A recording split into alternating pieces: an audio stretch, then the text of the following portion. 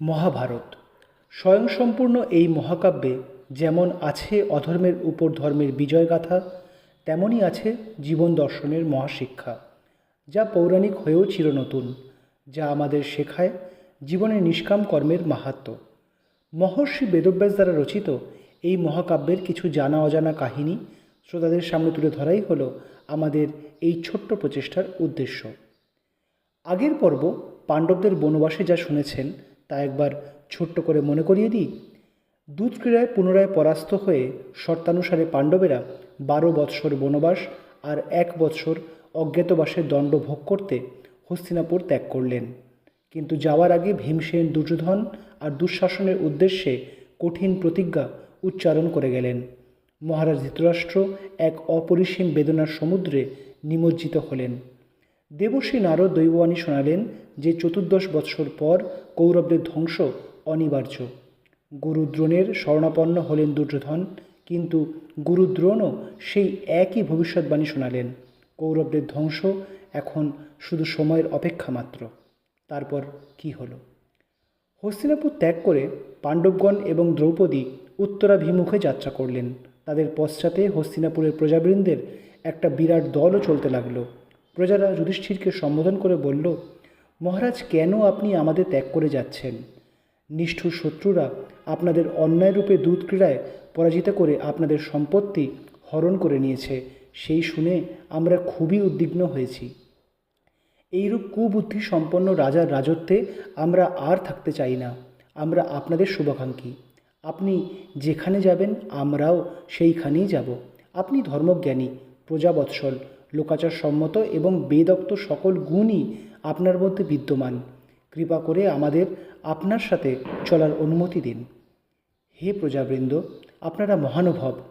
আমার মধ্যে না থাকা অনেক গুণের কথাই আপনারা বললেন, তার জন্য আমি কৃতজ্ঞ আপনাদের কাছে। কিন্তু আমি আপনাদের একটাই অনুরোধ করব যে স্নেহ এবং অনুকম্পার বশবর্তী হয়ে কখনোই কোনোই সিদ্ধান্ত নেবেন না। এই হস্তিনাপুরে পিতামহ ভীষ্ম, জননী কুন্তী, রাজা ধৃতরাষ্ট্র, মহাত্মা বিদুর এবং আরও অনেক হিতাকাঙ্ক্ষী আমাদের এহেন দুর্দশার জন্য শোকে মুহ্যমান হয়ে আছেন। আপনারা এমতো অবস্থায় তাদের ত্যাগ করে চলে গেলে তারা বিষম দুঃখী হয়ে পড়বেন। কাজেই আপনারা কৃপা করে হস্তিনাপুরেই নিবাস করুন। আমাদের স্বজনবর্গের দায়িত্ব আমি আপনাদের উপরেই ন্যস্ত করছি, তাতেই আমার সন্তোষ, বললেন যুধিষ্ঠির। ধর্মরাজের কথায় যুক্তি খুঁজে পেল প্রজাগণ, আর তাই নিতান্ত অনিচ্ছা সত্ত্বেও বিলাপ করতে করতে তারা পাণ্ডবদের থেকে বিদায় নিয়ে হস্তিনাপুরেই ফিরে গেল। পাণ্ডবেরা যাত্রা করে দিন শেষে গঙ্গা তীরে প্রমাণ নামের এক মহা বটবৃক্ষের নিচে এসে বিশ্রাম গ্রহণ করলেন। সারাদিন অভুক্ত হওয়া সত্ত্বেও সেই রাতটা তারা শুধু জলপান করেই কাটালেন। পাণ্ডবদের সাথে আসা কয়েকজন ব্রাহ্মণ এবং তাদের শিষ্যগণ সারা রাত্রি হোমাগ্নি জেলে ও বেদপাঠ করে পাণ্ডবদের স্বস্তিবাচন এবং মঙ্গল কামনায় সময় ব্যতীত করলেন। পরদিন প্রভাতকালে যুধিষ্ঠির তাঁদের সঙ্গী সেই সকল ব্রাহ্মণদের সম্বোধন করে বললেন, হে বিপ্রগণ, আমরা আজ থেকে আরও গহীন অরণ্যে প্রবেশ করতে চলেছি। আগামী 12 বৎসর এইরূপ গহীন অরণ্যেই আমরা দিনাতিপাত করব। সেখানে বন্য ফলমূল ও বন্য পশুর মাংস ভক্ষণ করে আমাদের শরীর রক্ষা করতে হবে। কিন্তু সেই স্থান আপনাদের পক্ষে বড়ই সংকটজনক। আপনারা সেই ক্লেশ সহ্য করতে পারবেন না। কৃপা করে আপনারা ফিরে যান। রাজন, আমরা স্বেচ্ছায় আপনার অনুগামী হয়েছি, এক ব্রাহ্মণ বলে উঠলেন। কাজেই আমাদের ভবিষ্যতের কষ্ট সম্পর্কে আমরা ভালোভাবেই অবগত। আপনি বিন্দুমাত্র চিন্তা করবেন না। আমাদের আহার্য আমরা নিজেরাই সংগ্রহ করে নেব। শুধু আপনাদের মঙ্গল কামনায় তপস্যা, ধ্যান ও জপ করাই আমাদের একমাত্র কার্য হবে। আপনার সাথে মনোহর বাক্য বিনিময় করব আমরা। কৃপা করে আমাদের সাথে থাকবার অনুমতি দিন। হায় আমার অদৃষ্ট! আমি কি এতটাই অসমর্থ হয়ে গেলাম যে আমার চোখের সামনে ব্রাহ্মণ দেবগণ নিজেদের অন্ন নিজেরাই সংগ্রহ করবেন? ব্যথিত হয়ে উঠলেন যুধিষ্ঠির। তারপর করজোড়ে বললেন, বেশ, আপনাদেরই ইচ্ছা বজায় থাকুক তাহলে। কিন্তু আমার এই ভেবেই মানসিক অশান্তি হচ্ছে যে আমাদের প্রতি স্নেহবশেই আপনাদের এহেন ক্লেশ ভোগ করতে হচ্ছে। আপনারা আমাকে ক্ষমা করবেন। না না মহারাজ, আপনি এমনভাবে নিজেকে দোষী ভাববেন না কখনোই। যোগ ও সাংখ্যশাস্ত্রে বিশারদ শৌনক নামের এক ব্রাহ্মণ বলে উঠলেন, শারীরিক দুঃখের প্রতিবিধান করা এবং মানসিক দুঃখের ব্যাপারে চিন্তা না করাই হল দুঃখ নিবৃত্তির একমাত্র উপায়। জ্ঞান দ্বারা মানসিক দুঃখ দূর হয়, আর মন প্রশান্ত থাকলে শরীরও সুস্থ থাকে। আপনি ধর্মজ্ঞ, স্পৃহা ত্যাগ করে নিজের কার্য সম্পাদন করুন, আপনার মঙ্গলই হবে। যুধিষ্ঠির বললেন, হে ব্রাহ্মণদেব, আমি নিজের জন্য কিছুই কামনা করি না, কিন্তু যদি কোনো গৃহস্থ তার আশ্রিতকে ভরণপোষণ না করতে পারে তাহলে সে অপরাধী হয়। আমি আপনাদের ভরণের জন্যই কামনা করি, এর কি উপায় হতে পারে? শৌনক বললেন, রাজন, শাস্ত্রে আছে কর্মও করো ত্যাগও করো, অতএব কোনো ধর্মকার্যই কামনাপূর্বক করবা উচিত নয়। আপনি তপ এবং যজ্ঞের মাধ্যমে সিদ্ধিলাভ করতে প্রচেষ্ট হন। সিদ্ধ পুরুষ তপপ্রভাবে যা ইচ্ছা তাই করতে পারেন। শৌনকের থেকে এহেন পরামর্শ পেয়ে মহারাজ যুধিষ্ঠির তাদের পুরোহিত ঋষি ধৌম্যকে সব বৃত্তান্ত নিবেদন করে নিজের ইচ্ছা প্রকাশ করলেন যে তিনি নিজের গার্হস্থ্য ধর্মের প্রতিপালনের জন্য তাঁর আশ্রিত ব্রাহ্মণদের উত্তম রূপে ভরণ পোষণ করতে চান। কিন্তু এই পরিস্থিতিতে কী উপায় হতে পারে তা তার জানা নেই। আপনি কোনো শাস্ত্রবিধান করে আমাকে অবগত করান, বললেন যুধিষ্ঠির। অবশ্যই রাজন, উপায় তো আছে, বললেন ঋষি ধৌম্য। সূর্য সর্বভূতের পিতা, প্রাণীদের প্রধান প্রাণধারণ নিমিত্ত তিনি স্বয়ং অন্নস্বরূপ। আপনি সেই দেব ভাস্করের আরাধনা করুন। আমি আপনাকে তার প্রণাম মন্ত্র এবং তার অষ্টোত্তর শতনাম শিখিয়ে দেব। তিনি তুষ্ট হলে তার প্রসাদে আপনার চিন্তাও দূর হবে। ঋষি ধৌমের থেকে ভগবান সূর্যের প্রণাম মন্ত্র আয়ত্ত করে যুধিষ্ঠির স্নান করে শুদ্ধ বস্ত্রে আরাধনা করতে বসলেন। তার তপস্যায় তুষ্ট হয়ে নিজের দীপ্যমান মূর্তিতে আবির্ভূত হলেন সূর্যদেব। যুধিষ্ঠিরকে আশীর্বাদ করে বললেন, তোমার তপস্যায় আমি তুষ্ট হয়েছি ধর্মপুত্র। তুমি যে ইচ্ছা নিয়ে আমার আরাধনা করেছ তাও অতি অবশ্যই পূর্ণ করব আমি। এই বলে তিনি যুধিষ্ঠিরকে একটি তাম্র নিমিত্ত থালি প্রদান করে বললেন, এটি অক্ষয় পাত্র। এই পাত্রে দ্রৌপদী যা খাদ্যবস্তু রেখে নিজে অনাহারে থাকবেন তা সে ফলমূল, আমিষ, মিষ্টান্ন যাই হোক না কেন সেই খাদ্যবস্তু কখনোই শেষ হবে না। কিন্তু দ্রৌপদীর আহার হয়ে গেলে সেই পাত্রে আর কোনোই খাদ্য অবশেষ থাকবে না। তোমাদের বনবাসের এই 12 বৎসর এই থালি তোমাদের এবং তোমাদের আশ্রিতদের ক্ষুধা নিবৃত্তি করবে। 14 বৎসর পর তুমি পুনরায় নিজের রাজ্য ফিরে পাবে। তোমাদের মঙ্গল হোক। এই বলে সূর্যদেব অন্তর্হিত হলেন। সূর্যদেবের আশীর্বাদ স্বরূপ সেই থালি যুধিষ্ঠির নিয়ে এসে 5 ভ্রাতা ও পাঞ্চালীর সাথে খাদ্যবস্তু রন্ধন করে সেই পাত্রে রাখলেন। তৎক্ষণাৎ সূর্যদেবের বর অনুযায়ী সেই খাদ্যবস্তু অঢেল অনুপাতে বৃদ্ধি পেল। সকলকে পরিতৃপ্তির সাথে ভোজন করিয়ে অবশেষে যুধিষ্ঠির ও পাঞ্চালী খাদ্য গ্রহণ করলেন। সেই থালিতে তখন আর কোনোই খাদ্য অবশেষ রইল না। ভগবান সূর্যের বড় প্রভাবে এইভাবে যুধিষ্ঠিরের অন্নচিন্তার নিবৃত্তি হল। একদিন সুসময় দেখে মহারাজ যুধিষ্ঠির সকলকে নিয়ে কাম্যক বনের দিকে যাত্রা শুরু করলেন। এদিকে হস্তিনাপুরে তখন মহারাজ ধৃতরাষ্ট্রের চিত্তে এক বিন্দুও সুখ অবশিষ্ট নেই। নিজের কৃতকর্মের রোমন্থন করতে করতে অস্থির হয়ে উঠেছেন তিনি। মহামন্ত্রী বিদুরকে নিজের শয়নকক্ষে ডেকে পাঠালেন তিনি। বললেন, বিদুর, তুমি তো ধর্মাত্মা, কুরুবংশের সকলকেই তুমি সমান নজরে দেখো। পাণ্ডবেরা বনবাসে যাওয়া অবধি আমার চিত্তে অশান্তির কালো মেঘ ঘনিয়ে আছে।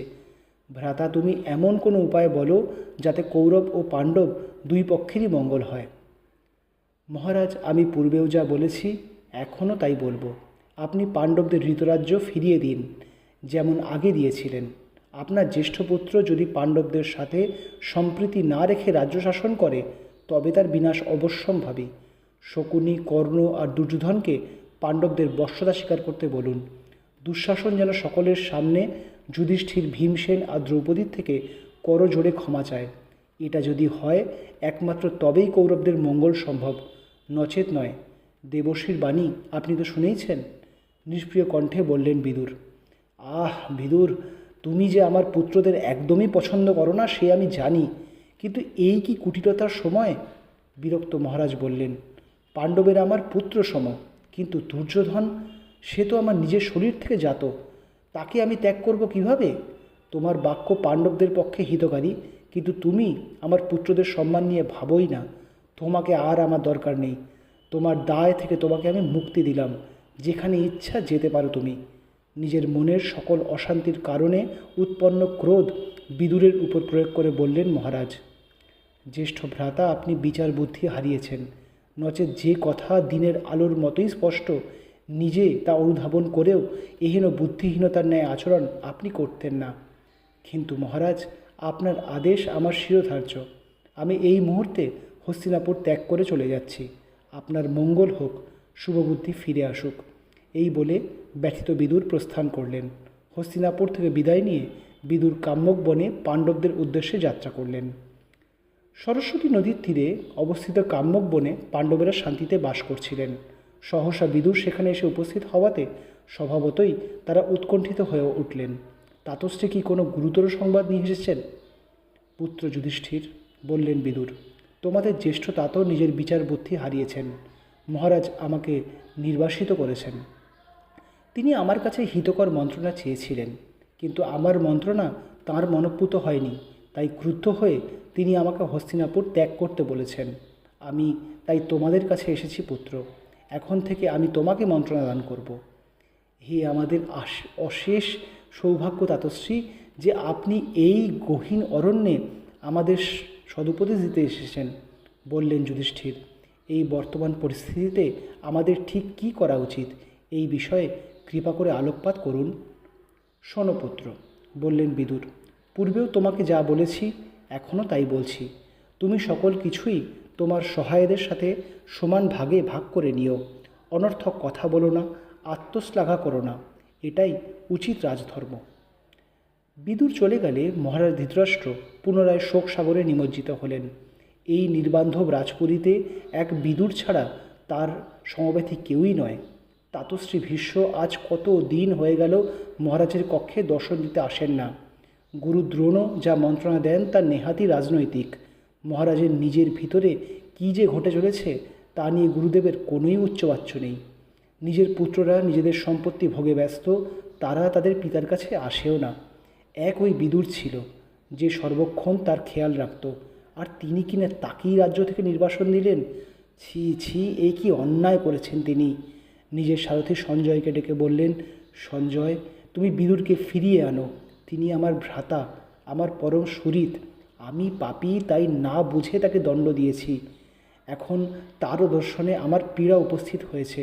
আমার প্রাণ আর থাকবে না। তুমি সত্বর যাও। মহারাজের আদেশে সঞ্জয় কাম্যক বনে এসে বিদুরকে সকল কথা নিবেদন করলেন। বিদুর তখন যুধিষ্ঠিরকে ডেকে বললেন, পুত্র, এখন বৃদ্ধ মহারাজের আমাকে প্রয়োজন। তোমরা সকলেই জ্ঞানী। ভবিষ্যতের নীতি তোমরা নিজেরাই ঠিক করে নিতে পারবে। আমার উপদেশগুলি মনে রেখো। আমি হস্তিনাপুর ফিরে যাচ্ছি। তোমাদের কল্যাণ হোক। পাণ্ডবদের থেকে বিদায় নিয়ে বিদুর হস্তিনাপুরে এসে পৌঁছলে তাকে আলিঙ্গন করে কান্নায় ভেঙে পড়লেন মহারাজ ধৃতরাষ্ট্র। বিদুরের কাছে ক্ষমা চেয়ে নিজের মনের ভার লাঘব করতে চেষ্টা করলেন। এমন সময় প্রহরী এসে বার্তা শোনালো যে কুমার দুর্যোধন মহারাজের কক্ষে আসছেন, সাথে গান্ধাররাজ শকুনি আর অঙ্গরাজ কর্ণ। দুর্যোধন এসে বিদুরের দিকে কটাক্ষ করে পিতাকে বললেন, পিতাশ্রী, শত্রু শেষ রাখতে নেই, এ তো আমি আপনাকে আগেই বলেছিলাম। মহামন্ত্রী সদ্য পাণ্ডবদের সাথে সাক্ষাৎ করে এসেছেন, এ কথা আমার কর্ণগোচর হয়েছে। আপনি কি তাদের ফিরিয়ে আনতে আদেশ দিয়েছেন? তা যদি হয় তাহলে আমি বিষ প্রয়োগে নিজের প্রাণ হরণ করব। নচেত এই মুহূর্তে মিত্র কর্ণ আর আমরা সকলে গিয়ে ওই পাণ্ডবদের হত্যা করব। অনুমতি দিন। ধৃতরাষ্ট্র কিছু বলার ওঠার আগেই শোনা গেল এক মন্দ্র গম্ভীর স্বর, তিষ্ঠ যুবরাজ। সকলে সভায় পিছনে তাকাতেই লক্ষ্য করলেন মহর্ষি ব্যাসদেবকে। তিনি মহারাজকে সম্বোধন করে বললেন, মহারাজ, এ কি অনাচার হচ্ছে তোমার রাজ্যে? পাণ্ডবগণ ছলের মাধ্যমে পরাস্ত হয়ে বনবাসে গেছে, এই ঘটনা মোটেই প্রীতিকর নয়। তুমি পুত্রস্নেহে অন্ধ হয়ে নির্বোধ দুর্যোধনের সকল অন্যায়কে প্রশ্রয় দিয়ে চলেছ। দুর্যোধন যদি এখন পাণ্ডবদের আক্রমণ করতে যায় তাহলে ওরই বিনাশ হবে। প্রতিহত করো নিজের পুত্রকে। হে ভগবান, করজোড়ে বললেন ধৃতরাষ্ট্র, আমার কাছে আমার পুত্র ভিন্ন প্রিয় কিছুই নেই। আমি জানি, সেই কারণেই আমি এত কষ্ট ভোগ করছি। দুর্যোধন আমার কথা শোনে না, আপনি তাকে বারণ করুন। না রাজন, আমার সেই কর্ম নয়। মৈত্রেয় ঋষি পাণ্ডবদের সাথে দেখা করতে গিয়েছেন। তিনি স্বয়ং হস্তিনাপুর এসে দুর্যোধনকে সেই কথাই বোঝাবেন। শুভায় ভবতু, এই বলে ব্যাসদেব প্রস্থান করলেন। মহাতপস্বী মৈত্রেয় মুনি হস্তিনাপুরে এসে উপস্থিত হলে ধৃতরাষ্ট্র যথোবিধ তার সেবা করলেন। মৈত্রেয় ঋষি মহারাজকে সম্বোধন করে বললেন, মহারাজ, আমি বিদিত হয়েছি যে আপনার সম্মুখে আপনার রাজসভায় এক বিরাট অন্যায় সংঘটিত হয়েছে। কুরুকুল জ্যেষ্ঠ ভীষ্ম এবং আপনি জীবিত থাকা সত্ত্বেও এহেন অন্যায় কী করে ঘটল মহারাজ? দুধসভায় যা ঘটেছে তা দস্যুবৃত্তি। এর ফলে তপস্বী কুলের সামনে আপনি আর কখনোই মুখ দর্শন করতে পারবেন না। অতঃপর দুর্যোধনকে সম্বোধন করে মোলায়েম কণ্ঠে ঋষি বললেন, পুত্র, তুমি বালক, তোমার ভালো মন্দের বিচার নেই। তোমার পাণ্ডবদের সাথে বিবাদ করা উচিত নয়। ভীম মহাবলশালী, সে ইতিপূর্বে হিড়িম্ব, বক প্রভৃতি মহাবলশালী রাক্ষসদের হেলায় হত্যা করেছে। মগধ সম্রাট জরাসন্ধকেও সে বধ করেছে। তাছাড়া স্বয়ং বাসুদেব কৃষ্ণ, পাঞ্চাল যুবরাজ ধৃষ্টদ্যুম্ন পাণ্ডবদের সহায়। এই মতো অবস্থায় তাদের সাথে বিবাদ করলে তুমি নিজেই নিজের ধ্বংসকে আহ্বান করবে। আমার কথা শোনো, পাণ্ডবদের সাথে আর কোনোই শঠতা করো না, তাদের সাথে শত্রুতা করো না, নিজের মঙ্গল হবে তোমার। নির্লজ্জ দুর্যোধন ঋষি মৈত্রেয়র এহেন সাবধানবাণী শুনেও হাসতে লাগলেন। নিজের উরুতে সশব্দে চপেটাঘাত করে অধবদনে মাটিতে আঙুল দিয়ে দাগ কাটতে লাগলেন। তার বাক্যের প্রতি কোনো সম্মান দুর্যোধন দেখালেন না দেখে ঋষি মৈত্রেয় এবার ক্রুদ্ধ হয়ে উঠে বললেন, মূর্খ, তোমার এত দুঃসাহস যে তুমি আমার কথা অগ্রাহ্য করো? তোমার এই অহংকারের ফল তুমি শীঘ্রই বুঝতে পারবে। মহাযুদ্ধে ভীমের গদাঘাতে তোমার উরুভঙ্গ হবে। আমি তোমাকে সেই অভিশাপ দিলাম।